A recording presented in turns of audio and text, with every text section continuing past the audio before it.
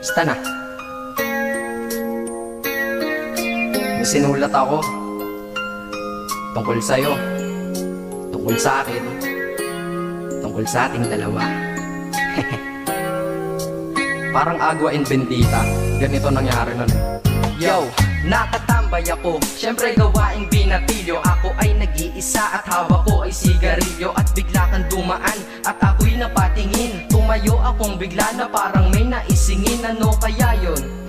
Siguro numero, di ko alam ang gagawin. Bigla akong natuliro, huminga ko ng malalim, ang loob nila kasal. Ang nadadamang kaba sa katawan nilang pasan. Itinanong sa'yo, Miss, teka lang, anong pangalan mo? Sabi mo naman, bakit tatanong naman sa'yo? sabi ko ulit sa'yo, gusto ko lang malaman. Baka pwede naman ate sa'yo makipagkaibigan. Ang sagot mo sa'kin, Susi lang naman pala eh. Walang problema doon, basta't nandiyan ka lang pala.